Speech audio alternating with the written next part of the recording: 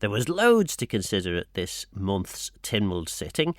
November 23 saw an urgent question from Jason Moorhouse about Isle of Man Energy's plans to turn off people's gas, and this resulted in chair of the OFT, outgoing chair as he became, John Wannenberg, saying, he called out Isle of Man Energy for no conscience, no compassion, and having contempt for their customers. Very powerful words indeed.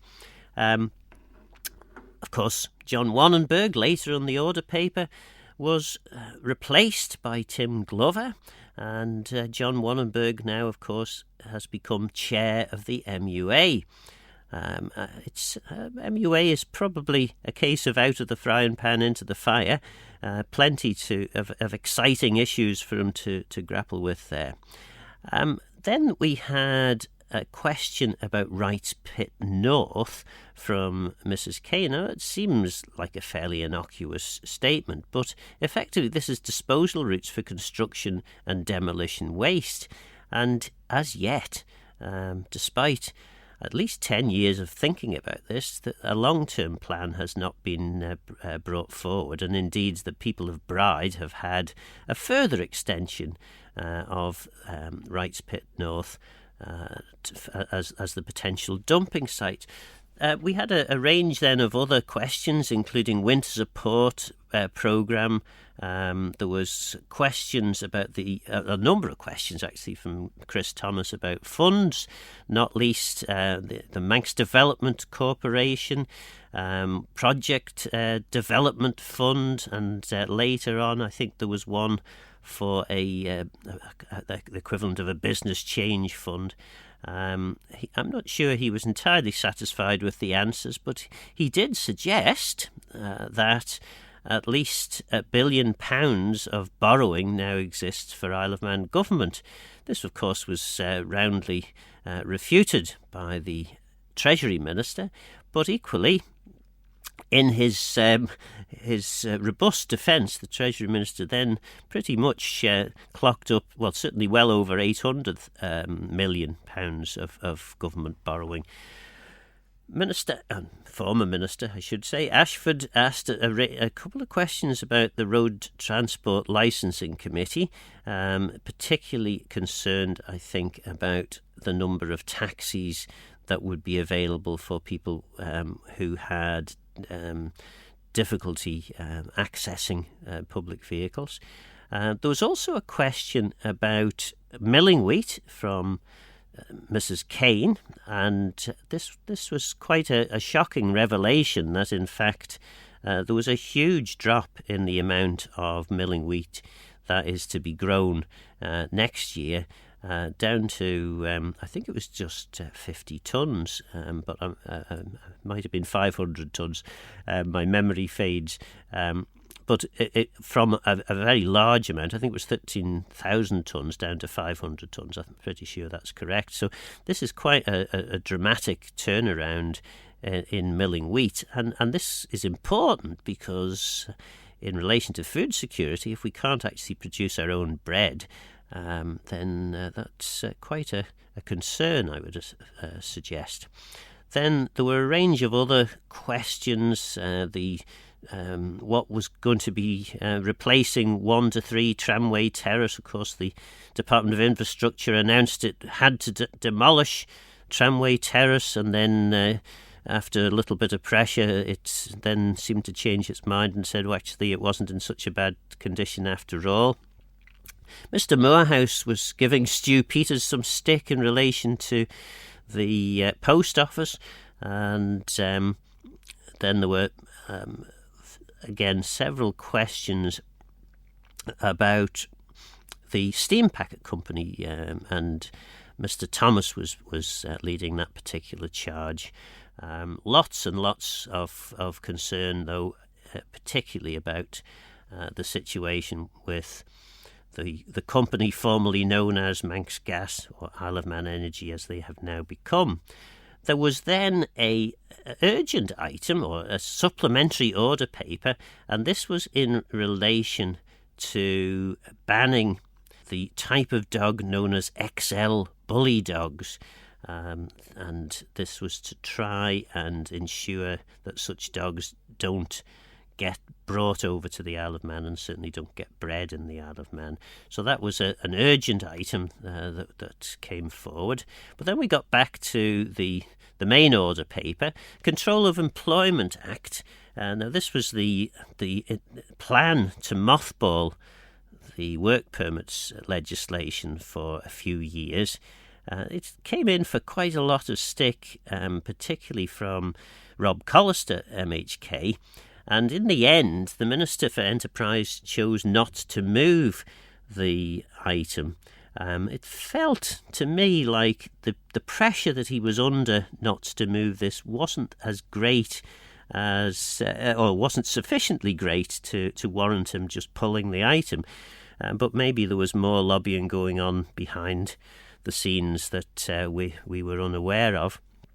Then we had an update on Department of Infrastructure reform from the Minister for Infrastructure, in which he pretty much confirmed that we're not really going to do very much, a bit of tinkering around at the edges, possibly moving the local government unit into the Cabinet Office, maybe moving minibuses that are currently being operated by the Department of Infrastructure's Public Transport Division, that they would go back to departments such as Manx Care and the Department of Education.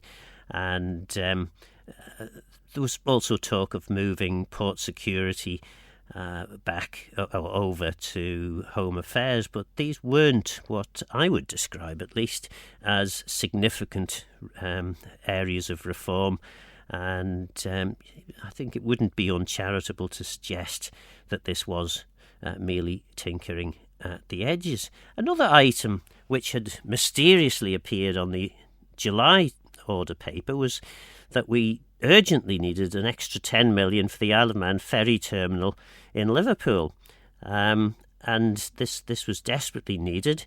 The outgoing minister then suggested, well, as far as he was concerned, it wasn't needed. There was a debate in Tynwald in July, which resulted in the motion being adjourned to November. And then when it came to November, the minister basically said that he no longer wished to move the item. So that was pulled and probably left more questions than answers as to why it was put down in the first place if it wasn't really needed. Then there were board plans. The Isle of Man Post Office was first up. It had its statutory board plan. We later had the Department of Education, Sport and Children's plan, and the Department of Health and Social Care moved their plan. There was also the Manx Care Annual Report, which was moved by the Health Minister. The plans, it is fair to say, came in for quite vitriolic stick from the Speaker of the House of Keys, Ewan Watterson, in which he decried the meaningless nature of a number of the targets. And yes, it's fair to say he wasn't best pleased or impressed with the way in which these reports are constructed. Of course, huge amounts of officer time go into making these reports, and the reasonable question that was asked, and certainly as an impartial observer trying to read these reports, it occurred to me that it's quite difficult for anyone who's not directly connected to the departments to fully understand what is being reported in some of these reports. Perhaps somebody ought to think about introducing legislation that requires government to produce documents in plain English. Or Manx Gaelic, of course, would be acceptable to me, but maybe not too many others. Then there was the access to public records. The Council of Ministers, back in July, it was agreed that Council of Ministers minutes should be published after 25 years. But the Registrar General had basically produced a report saying this can be done, but could it be done over a 5-year period? Because basically, as with many parts of government, he doesn't have the resource to do this more swiftly. There was a very lengthy debate into Liverpool John Moores University report on informing policy to minimise the harms associated with drug use. And it was a very interesting debate, but ultimately all that Tynwald was being asked was to receive the report and to note that Council of Ministers will come back again in April 2024, or no later than April 2024, to actually come up with some policies. So the harms were debated. The undoubted harms associated with drug use were acknowledged, and a very lengthy, as I say, debate ensued. But ultimately, there wasn't any specific decision required. It was just a case of receiving the report.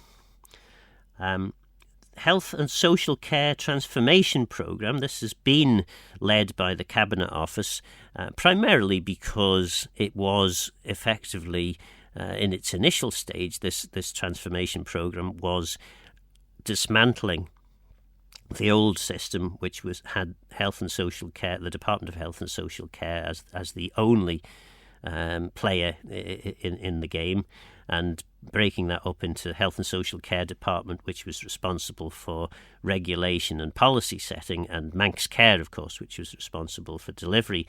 It's now felt that as that split has been done, it was better to move this out of the Cabinet Office and leave it with Health and Social Care, the department to progress. Then we had the two motions where Mr. Wannenberg became chair of the MUA and Mr. Glover chair of the Office of Fair Trading. The capital projects and local concerns item from Mr. Moorhouse wasn't moved, but Mr. Mark Jason Cleater's public petition was moved successfully by Stu Peters, and there was an amendment there from the Home Affairs Minister which requires the Justice Committee of Tynwald to look into this matter and provide a report back to Tynwald. Locally generated renewable electricity, primarily this is about the wind farm proposed for Airy Staine and Skird. This item generated quite a lot of debate as well.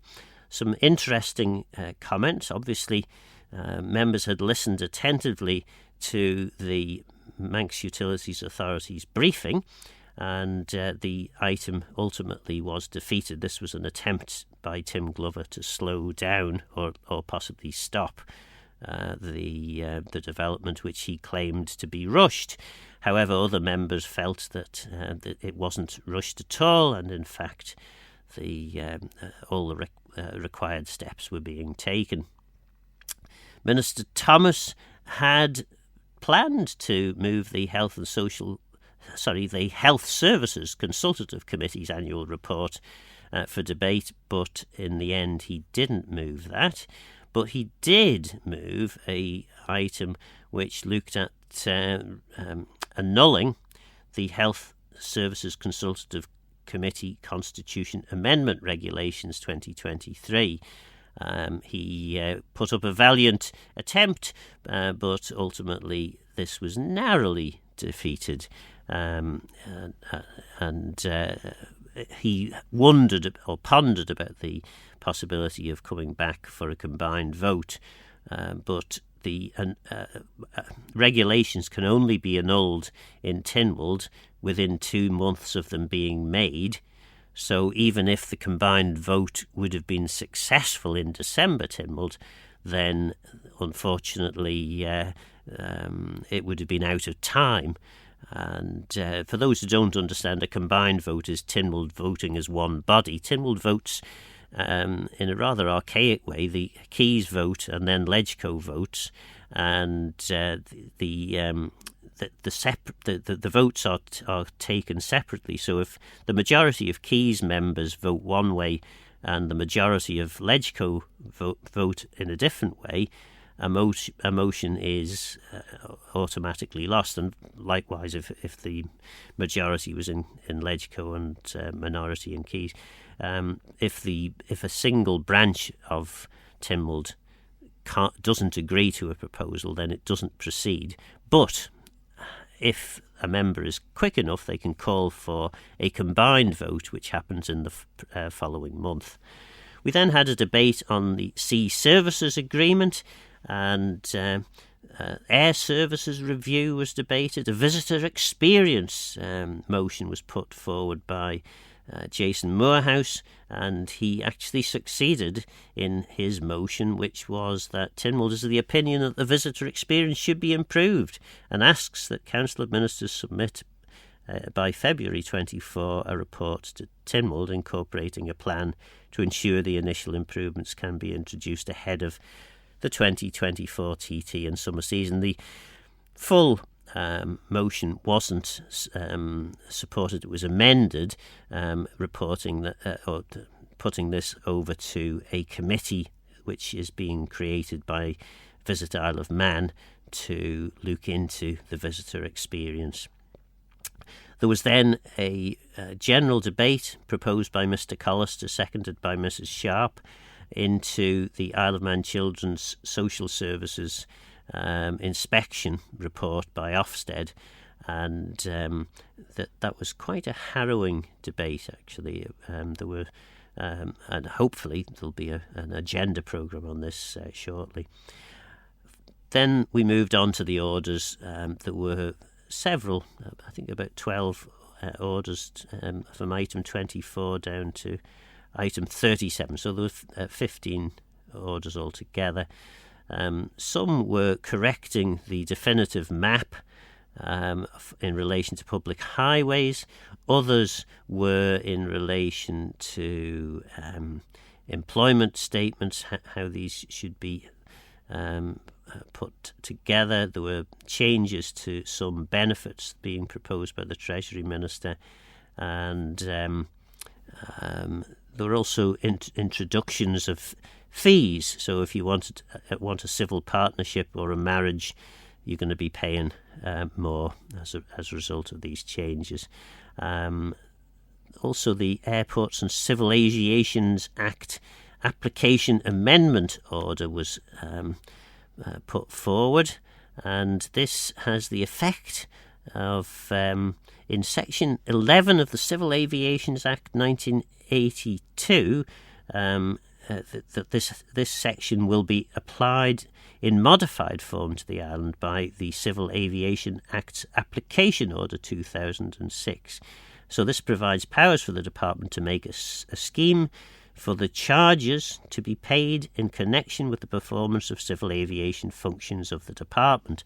So in essence, this is another opportunity for government to up the charges that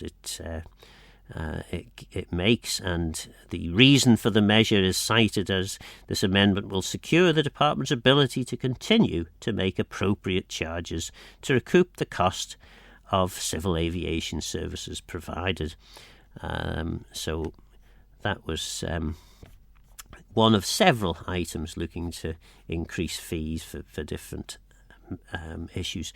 Formerly, these, of course, were referred to as the stealth taxes, and I should know because I had to move a number of them over the years. So that was Tynwald. Lively, lots of very good debate from your elected members, and indeed some contributions from Legco as well. Very interesting, thoroughly enjoyed it, and looking forward to December, Tynwald.